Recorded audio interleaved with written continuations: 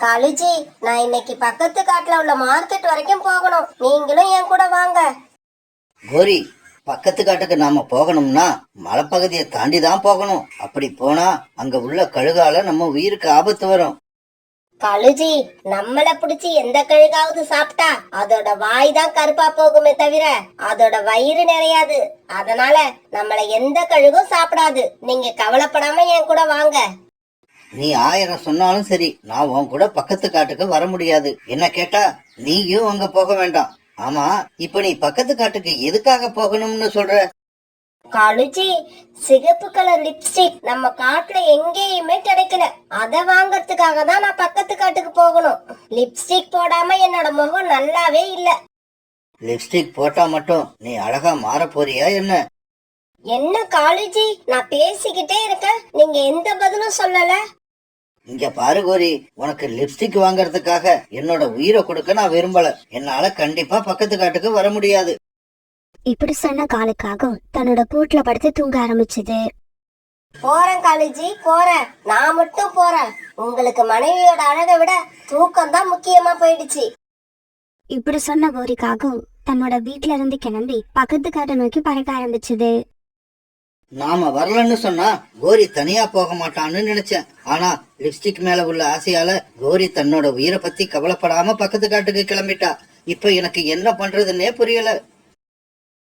பக்கத்து காட்டுக்கு பறந்து போய்கிட்டு இருந்த கோரிக்காகவும் தன்னோட மனசுல சிகப்பு கலர் லிப்ஸ்டிக் மட்டும் தான் நினைச்சுக்கிட்டு இருந்துச்சு. வழியில இருக்கிற ஆபத்தை பத்தி நினைக்கவே இல்ல. இப்படி பறந்து போய்கிட்டு இருந்த கோரிக்காகத்தை வழியில உட்கார்ந்து இருந்த சோனா குருவி தடுத்து நிறுத்துச்சு. கோரியக்கா, இவ்வளவு அவசரமா எங்க பறந்து போறீங்க? சோனா, என்கிட்ட சிகப்பு கலர் லிப்ஸ்டிக் தீர்ந்து போயிடுச்சு. அத வாங்கதான் பக்கத்து காடு வரைக்கும் போய்கிட்டு இருக்கேன். கோரியக்கா, தயவு செய்து பக்கத்து காட்டுக்கு போகாதீங்க. வீட்டுக்கு திரும்பி போயிடுங்க. பக்கத்து காட்டுக்கு போற வழியில கழுகு கூட்டம் வசிக்கிறத மறந்துட்டீங்களா? இங்க பாரு சோனா, நான் ஒன்ன மாதிரி எல்லாம் கழுகு கிட்ட மாட்டிக்க மாட்டேன். அது கண்ணுல படாம எப்படி தப்பிச்சு போகணும்னு எனக்கு தெரியும். நீ உன்னோட வேலைய பாத்துக்கிட்டு போ. இப்படி சொன்ன கோரி பிறகு மறுபடியும் தன்னோட வழியில பறந்து போச்சு. காலுக்காக இப்ப வீட்டுல இருந்தாலும் அதோட நினைப்பு எல்லாம் கோரிக்காகத்து மேலேயே இருந்தது. இதுக்கு அப்புறமும் நாம இப்படியே வீட்டுல உட்காந்து இருந்தா சரியா வராது. இப்படி வீட்டுல உட்காந்து கோரிய நினைச்சுக்கிட்டு இருக்கிறதுக்கு பேசாம நாமளும் கோரி பின்னாலேயே பறந்து போகலாம். இப்படி நினைச்ச காலுக்காகவும் பிறகு கோரிக்காகத்தை தேடிக்கிட்டு அது பின்னாலேயே போச்சு. நேர் வழியில போனாதான் நம்ம கழுகு கிட்ட மாட்டுவோம். வடக்கு பக்கமா சுத்திக்கிட்டு போனா அங்க கழுகு கண்டிப்பா இருக்காது. இப்படி நினைச்ச கோரிக்காகவும் வடக்கு பக்கமா பறந்து போக ஆரம்பிச்சது. எல்லா பறவைகளும் அவங்கதான் புத்திசாலின்னு நினைச்சுக்கிட்டு வடக்கு பக்கமா சுத்திக்கிட்டு வராங்கன்னு கேள்விப்பட்டேன். அதனாலதான் நானும் இன்னைக்கு இந்த பக்கம் வந்து உட்கார்ந்துட்டேன். என்கிட்ட இருந்து இப்ப எந்த பறவையும் தப்ப முடியாது. கழுகு உட்கார்ந்துருக்க விஷயம் தெரியாம வடக்கு பக்கமா பறந்து வந்த கோரிக்காகவும் கழுகு கிட்ட ஈஸியா மாட்டிக்கிச்சு. நீங்களா? நீங்க ஏன் இந்த பக்கம் வந்தீங்க? நீங்க எல்லாரும் நேர் வழியில வராம சுத்து வழியில பறந்து போறப்ப நான் மட்டும் அங்கேயே உட்கார்ந்து என்ன பண்ண போறேன்? அதனாலதான் இன்னைக்கு இந்த பக்கம் வந்துட்டேன். ஆமா, நீ என்ன விஷயமா இந்த பக்கம் பறந்து வந்த? வந்து வந்து எனக்கு ரொம்ப பசிக்குது. அதனால உணவு தேடத்துக்காக பறந்து வந்தேன். நானும் 2 நாளா சாப்பிடல. எனக்கு கூட தான் பசிக்குது. அதுவும் உன்னை இவ்வளவு பக்கத்துல பார்த்த உடனே என்னோட பசி ரொம்ப அதிகமாயிடுச்சு. என்ன அப்படி பாக்காதீங்க. மாமிசம் சாப்பிடுறதெல்லாம் பாவம். பாவம் புண்ணியத்தை எல்லாம் பசி அடங்குனதுக்கு அப்புறம் பாத்துக்கலாம். ஆமா, நீ ஏன் அங்கேயே உட்கார்ந்துருக்க? வா, என் பக்கத்துல வா. இந்த சமயத்துல கோரிய தேடிக்கிட்டு பறந்து வந்த காலுக்காகவும் தன்னோட மனைவி கழுகு கிட்ட மாட்டிக்கிட்டு இக்கட்டான நிலைமையில உட்கார்ந்துருக்கத பாத்துடுச்சு. இப்ப நாம ஏதாவது செஞ்சு கோரியோட உயிரை காப்பாத்தியே ஆகணும். இப்படி நினைச்ச காலுக்காகவும் கீழே கடந்த குச்சி எடுத்துக்கிட்டு கழுகுக்கு பின்பக்கமா வந்துச்சு. பிறகு கொஞ்சம் கூட தாமதிக்காத காலுக்காகவும் கழுகோட தலையில தான் கையில வச்சிருந்த குச்சால ஓங்கி அடிக்க கழுகு அப்படியே மல்லாக்க விழுந்தது. கோரி, சீக்கிரமா இந்த இடத்த விட்டு பறந்து போயிடு. பிறகு காலுக்காகவும் கோரிக்காகவும் உயிரை கையில பிடிச்சுக்கிட்டு தங்களோட வீட்டுக்கு திரும்பி வந்தாங்க. தங்கச்சி தங்கச்சி, எனக்கு ரொம்ப அவமானமா போயிடுச்சு. அண்ணா, உங்களுக்கு என்னாச்சு? உங்க நெத்தியில என்ன காயம்? உடனே அந்த கழுகு நடந்த எல்லாத்தையும் தன்னோட தங்கச்சி கிட்ட சொன்னுச்சு. அண்ணா கவலைப்படாதீங்க, உங்களுக்கு ஏற்பட்ட அவமானம் எனக்கு ஏற்பட்ட அவமானம் மாதிரி. உங்களை அடிச்ச பறவைய மட்டும் பழி வாங்கினா பத்தாது, இந்த காட்டுல உள்ள எல்லா பறவைகளையும் ஒரே நேரத்துல நம்ம இடத்துக்கு கொண்டு வந்து அவங்கள கொண்டு நம்ம பழிய தீர்த்துப்போம். பிறகு கழுகக்கா ஒரு கூட நிறைய மல்லிகைப்பூ எடுத்துக்கிட்டு பறவைகள் இருக்கிற இடத்துக்கு போச்சு. பூ வாங்குங்கம்மா பூ, பூ வாங்குங்கம்மா பூ, மல்லிகை பூ, ரோஜா பூ, கனகாம்பரம் பூ. இப்படி பூ வியாபாரம் பண்ண போன கழுகாக்கா ஒரு இடத்துல உட்கார்ந்து ராணிபுறா கிட்ட போச்சு. கழுகாக்காவை பார்த்த உடனே ராணிபுறா பயந்துடுச்சு. பயப்படாதம்மா, என்ன பார்த்து பயப்படாத. நான் மத்த கழுகுகள் மாதிரி கிடையாது. மாமிசம் சாப்பிடறத விட்டு ரொம்ப நாள் ஆகுது. அதனாலதான் நேர்மையான முறையில வாழ ஆசைப்பட்டு பூ வியாபாரத்தை ஆரம்பிச்சிருக்க. இந்தாமா, இந்த பூவை உன் தலையில வச்சுக்க. கழுகு இப்படி பேசினதை நம்பி ராணிபுறாவும் அந்த பூவை வாங்கி தன்னோட தலையில வச்சுக்கிச்சு. கழுகு கூட இப்படி ராணிபுறா உட்கார்ந்து இருக்கதை பார்த்துட்டு நிறைய பறவைகள் அங்க வந்தாங்க. அழகக்கா, உங்களை நம்பலாமா? நீங்க எங்களை கொண்டு தின்னுட மாட்டீங்கல்ல? இன்னுமா நீங்க என்ன நம்பல? மாமிசம் சாப்பிட ஆசை இருந்துச்சுன்னா நான் ஏன் இப்படி தலையில பூக்குடைய தூக்கிக்கிட்டு இந்த காட்டை சுத்தி வரணும்? பிறகு கழுகாக்கா எல்லா பறவைகளுக்கும் கொஞ்சம் பூவை இனாமா கொடுக்க எல்லாரும் அதை வாங்கி தலையில வச்சுக்கிட்டாங்க. இங்க பாருங்க, இன்னைக்கு முதல் நாள், அதனாலதான் நான் பூவை இனாமா கொடுக்கறேன். நாளையில இருந்து காசு கொடுத்துதான் பூ வாங்கிக்கணும். கழுகக்கா, நேத்து நான் பக்கத்து காட்டுக்கு போய்கிட்டு இருக்கிறப்ப ஒரு கழுகு என்ன பிடிச்சி கொன்னு திங்க பார்த்தது. நல்ல வேலையா என் கணவர் வந்து என்ன காப்பாத்திட்டாரு. ஓஹோ, என்னோட அண்ணனை அடிச்சு காயப்படுத்தியது நீயும் உன்னுடைய கணவனும் தானா? அப்படியா? அந்த கழுகு ரொம்ப பொல்லாத கழுகு. கவலைப்படாதீங்க, இதுக்கப்புறம் உங்களுக்கு எந்த ஆபத்தும் ஏற்படாம நான் பாதுகாக்கிறேன். இவங்க இப்படி கழுகு கிட்ட பேசுறது எல்லாம் சோனா குருவி ஒரு மரத்துக்கும் பின்னால மறைஞ்சு நின்னு பாத்துக்கிட்டு இருந்தது. பிறகு கொஞ்ச நேரம் கழிச்சு கழுகு அந்த இடத்தை விட்டு பறந்து போனதுக்கு அப்புறம் சோனா குருவி அங்க வந்தது. இங்க பாருங்க, இந்த கழுகு சொல்றதை என்னால நம்ப முடியல. அது கூட பழக்க வழக்கம் வச்சுக்காதீங்க, அது ரொம்ப ஆபத்து. சோனா, இந்த கழுகு ரொம்ப நல்ல கழுகு. இந்த கழுகால நமக்கு ஒன்னும் ஆபத்து கிடையாது. இங்க பாரு, நாங்க தலையில வச்சிருக்க பூவெல்லாம் அந்த கழுகு எங்களுக்கு எனாமா கொடுத்தது. அண்ணா கவலைப்படாதீங்க, அந்த பறவைகளுக்கு நான் வலைய விரிச்சிட்டேன். நாளைக்கே எல்லா பறவைகளையும் அந்த வலையில சிக்க வைக்கிறேன். மறுநாள் அந்த கழுகு பூக்குடைய எடுத்துக்கிட்டு சோனா குருவி வீட்டுக்கு போச்சு. வீட்ல யாருமா இருக்கீங்க? கொஞ்சம் வெளியில வாங்க. கழுகக்கா, எனக்கு நீங்க கொடுக்கற பூ வேண்டாம். எனக்கு உங்க மேல நம்பிக்கை இல்ல. நீங்க மற்ற பறவைகளை ஏமாத்தலாம், ஆனா என்ன ஏமாத்த முடியாது. சோனா குருவி இப்படி சொன்னதால ஏமாந்து போன கழுகு பிறகு பூக்குடைய தூக்கிக்கிட்டு கோரிக்காக வீட்டுக்கு போச்சு. இப்படி போன கழுகு கிட்ட கோரிக்காக பூ வாங்கி வச்சுக்கிச்சு. இங்க பாரு கோரி, என் வீட்ல நிறைய காஸ்மெட்டிக் ஐட்டம் வர வச்சிருக்கிறேன்.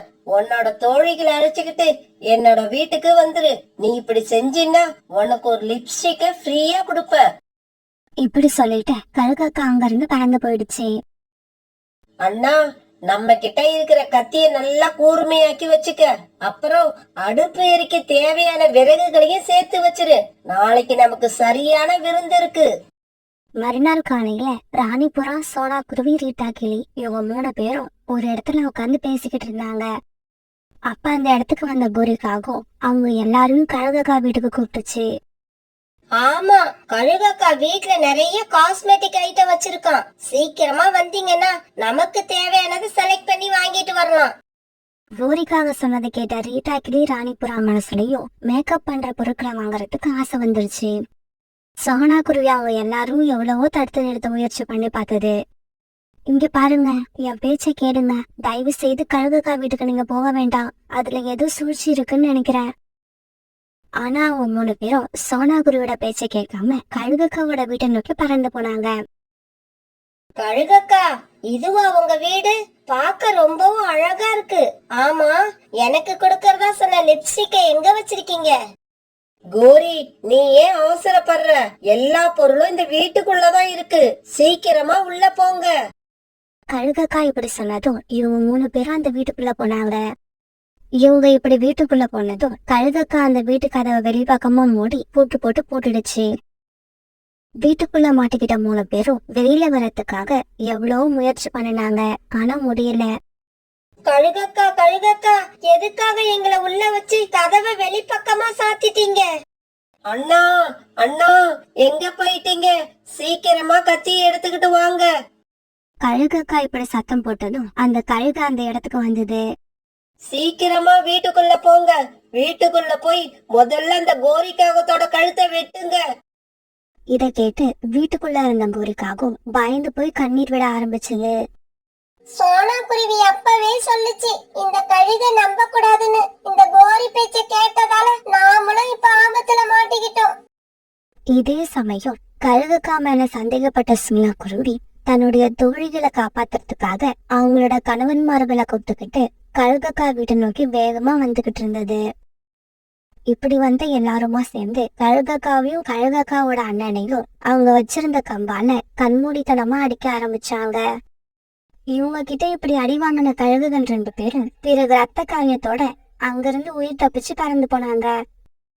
பிறகு சோனா குருவி வீட்டுக்குள்ள அடப்பட்டு கிடந்த கோரிக்காவும் ராணிபுரா ரீட்டாக்கிரி இவங்க எல்லாரையும் வெளியில அழைச்சிட்டு வந்தது. காலுஜி, ஒரு நிமிஷம் இங்கேயே வெயிட் பண்ணுங்க. நான் வீட்டுக்குள்ள போய் சிகப்பு கலர் லிப்ஸ்டிக் எடுத்துக்கிட்டு வந்துடுறேன். இந்த நிலைமையிலயும் கோரிக்காகம் லிப்ஸ்டிக் பத்தி பேசின உடனே காலுக்காகத்துக்கு பயங்கரமா கோபம் வந்து கோரிக்காகத்தை ஓங்கி ஒரு அறை விட்டது. காலுக்காகம் இப்படி அரைஞ்சதால கோரிக்காகத்தோட வாயில சிகப்பு கலர்ல ரத்தம் வந்தது. அத பார்க்க லிப்ஸ்டிக் போட்ட மாதிரியே இருந்தது. கோரியக்கா, இதுக்கப்புறம் நீங்க லிப்ஸ்டிக் வாங்க வேண்டிய தேவையே இல்ல. காலண்ணா உங்களுக்கு ஓசிலேயே லிப்ஸ்டிக் போட்டு விட்டுட்டாங்க. இத கேட்டுட்டு அங்க இருந்த எல்லா பறவைகளும் கோரிக்காகத்தை பார்த்து சிரிக்க ஆரம்பிச்சாங்க.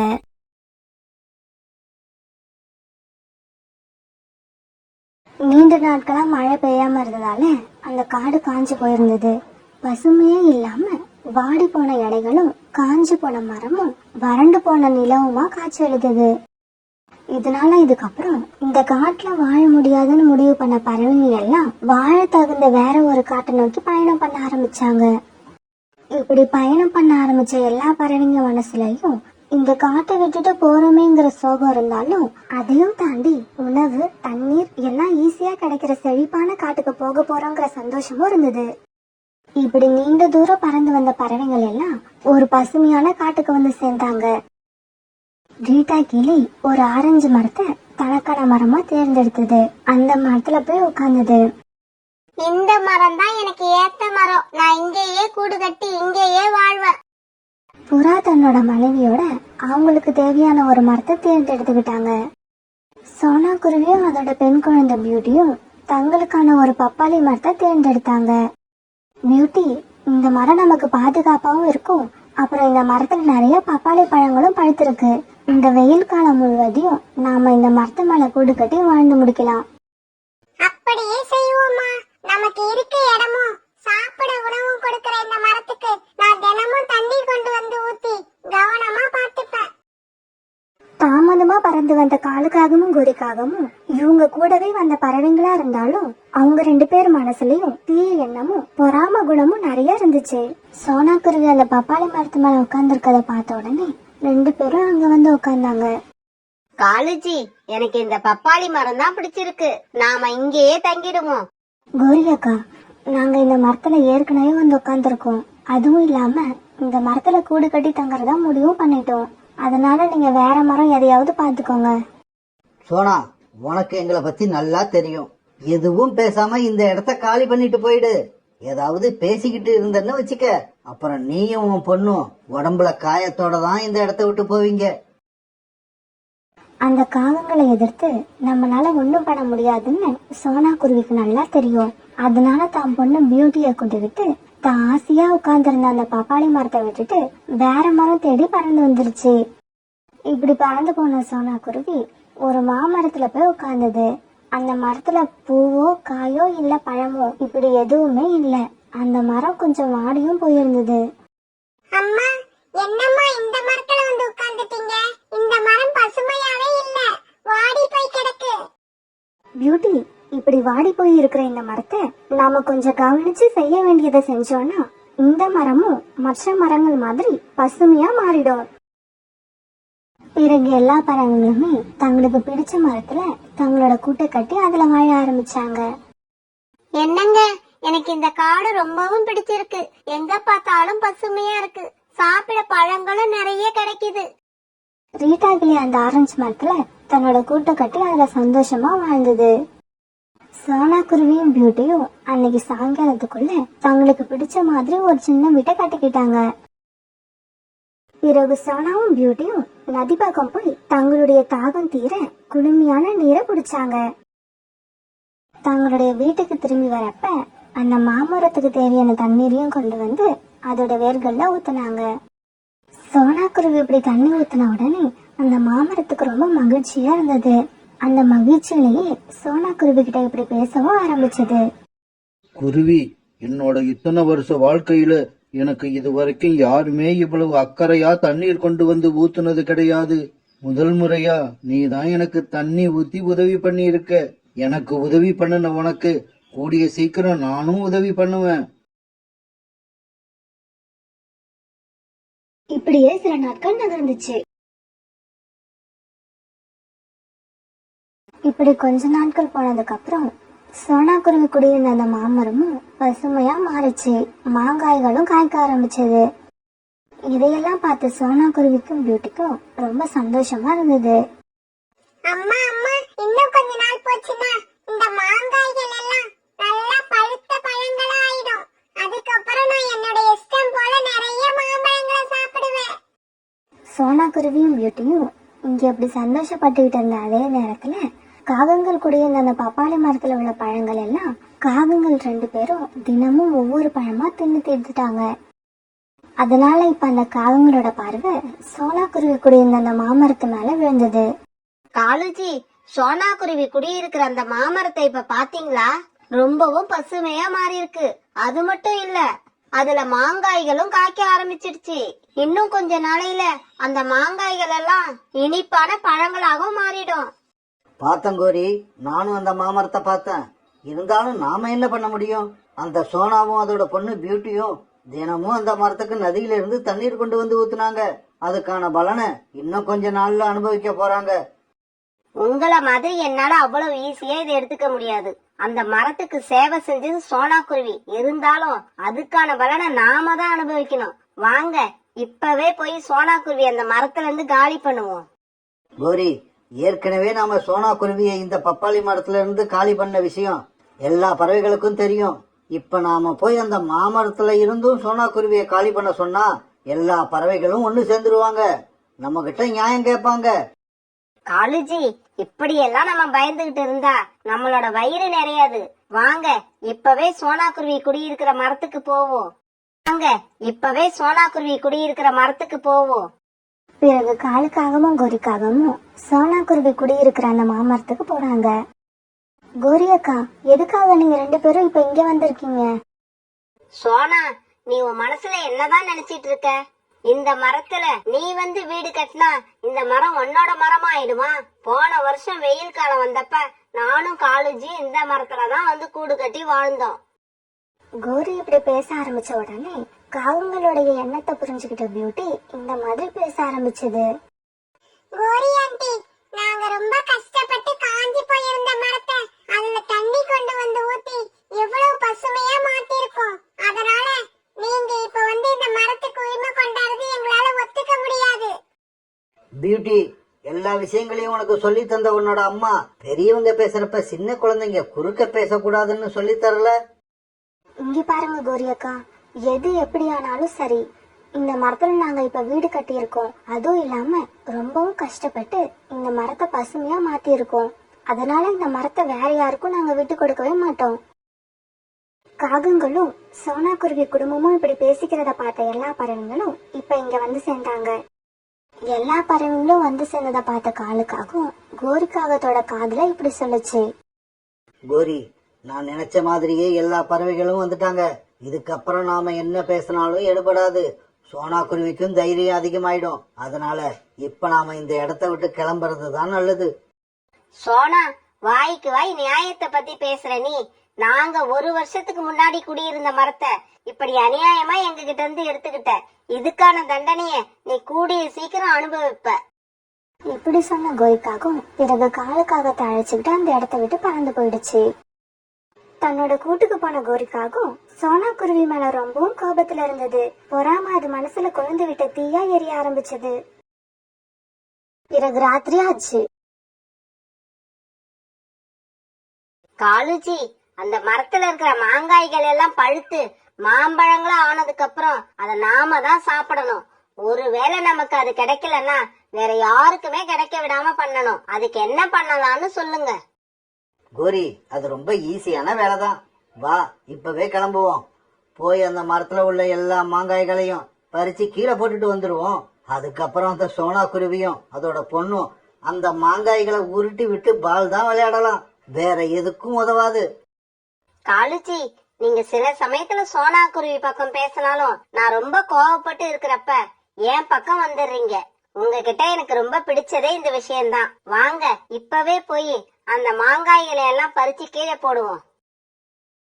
அந்த ராத்திரி ரொம்பவும் இருட்டா இருந்தது. எல்லா பறவைங்களும் தூங்கிட்டு இருக்க நேரம் அது. அந்த நேரத்துல காலுக்காகவும் கோரிக்காகவும் தங்களுடைய வீட்டை விட்டு கிளம்பி சோனா குருவியோட வீடு இருக்கிற மரத்துக்கு வந்தாங்க. சோனா குருவி இருக்கிற மாமரத்துல உள்ள எல்லா மாங்காய்களையும் பறிச்சு கீழே போட ஆரம்பிச்சாங்க. பிறகு கொஞ்ச நேரம் கழிச்சு அந்த மரத்துல இருந்த மாங்காய்கள் எல்லாம் கீழே விழுந்து கிடந்தது. அந்த மரத்துல இப்ப ஒரு மாங்காய் கூட இல்ல. அந்த மரத்துல ஒரு மாங்காய் கூட இல்லைங்கிறத தெரிஞ்சுக்கிட்ட கோரிக்காகும் பிறகு காலுக்காக தழைச்சுக்கிட்டு அந்த இடத்த விட்டு தன்னுடைய கூட்டுக்கு பறந்து போயிடுச்சு. மறுநாள் பொழுது விடிஞ்சிச்சு. வீட்டை விட்டு வெளியே வந்து பார்த்த சோனா குருவி எல்லா மாங்காய்களும் கீழே கொட்டி கிடக்கிறத பார்த்துட்டு அழ ஆரம்பிச்சது. அம்மா அழுத சத்தத்தை கேட்ட பியூட்டியும் இப்ப வெளியில வந்து பார்த்துட்டு அதுவும் அழ ஆரம்பிச்சது. அம்மா, இந்த மாங்காய்கள் எல்லாம் எதனால கீழே விழுந்துச்சு? ராத்திரி மழையும் பெய்யல, காத்தும் அடிக்கல.